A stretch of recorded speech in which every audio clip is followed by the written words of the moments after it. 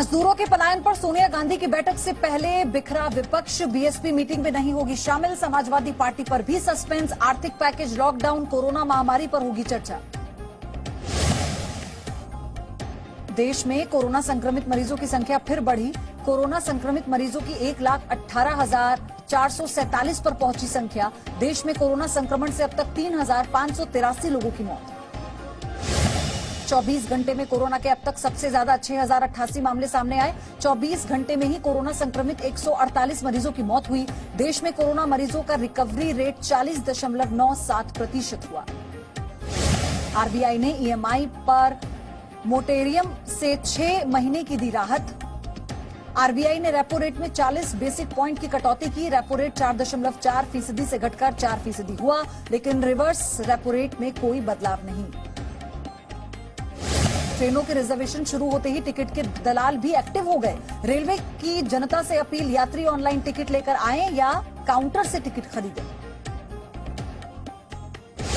PM cares fund पर सवाल उठाने को लेकर कर्नाटक के शिवमोगा में कांग्रेस अध्यक्ष सोनिया गांधी के खिलाफ एफआईआर दर्ज। सोनिया पर ट्वीट कर लोगों को पीएम केयर्स फंड से जुड़ी गलत जानकारी देने का आरोप। कोटा से छात्रों को भेजने के लिए गहलोत सरकार ने यूपी की योगी सरकार को भेजा। 36 लाख से ज्यादा के बिल का भुगतान किया। राजस्थान रोडवेज की बसों से कोटा से छात्रों को झांसी और आगरा भेजा गया था। यूपी कांग्रेस के प्रदेश अध्यक्ष अजय लल्लू 14 दिन की न्यायिक हिरासत में जेल भेजे गए। बसों की फर्जी लिस्ट मामले में कार्रवाई। अजय को स्थायी जेल गोसाईगंज भेजा गया।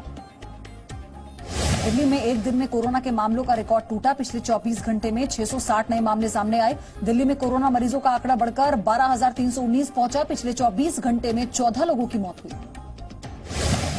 दिल्ली सरकार ने शराब की बिक्री पर लगने वाले 70% कोरोना सेस को हटाया। अब पुराने रेट में ही दिल्ली में शराब मिलेगी। यूपी और हरियाणा से दिल्ली में शराब की तस्करी बढ़ने की आशंका के बाद लिया गया फैसला। महाराष्ट्र में कोरोना से मरीजों का आंकड़ा 41,642 के पार पहुंचा। 11,726 लोगों ने कोरोना को मात दी। औरंगाबाद में 1,212 केस। राज्य में कोरोना से अब तक 1,454 मरीजों की मौत। मुंबई में कोरोना के 1,382 नए मामले सामने आए। मुंबई के कोरोना के मरीजों की संख्या बढ़कर 25,317 हुई। अब तक 882 लोगों की मौत। जूम ऐप पर प्राइवेसी डेटा सुरक्षित नहीं होने का आरोप। सुप्रीम कोर्ट में ऐप पर पाबंदी लगाने की मांग। कोर्ट ने केंद्र सरकार को नोटिस जारी किया।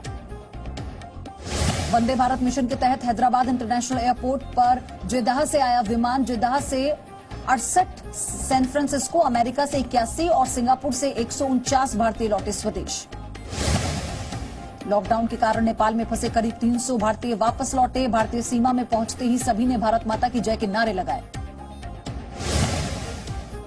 पिछले 24 घंटे में बीएसएफ का एक भी जवान नहीं मिला कोरोना पॉजिटिव। कोरोना से पीड़ित अभी तक 274 जवान ठीक हो चुके हैं। फिलहाल बीएसएफ के 87 जवान कोरोना पॉजिटिव हैं।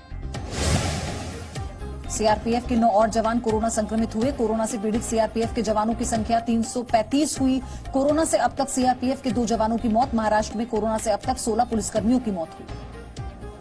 यूपी के अमरोहा में पैदल घर जा रहे मजदूरों की मदद करते दिखे क्रिकेटर मोहम्मद शमी। शमी ने हाईवे पर करीब 10,000 मजदूरों को खाना बांटा। यूपी की योगी सरकार ने क्वारंटीन में रखे गए प्रवासी मजदूरों को दिया बड़ा तोहफा। क्वारंटीन का समय पूरा करने पर मजदूरों को मिलेगी 1,000 रुपए की राहत राशि के साथ सामग्री।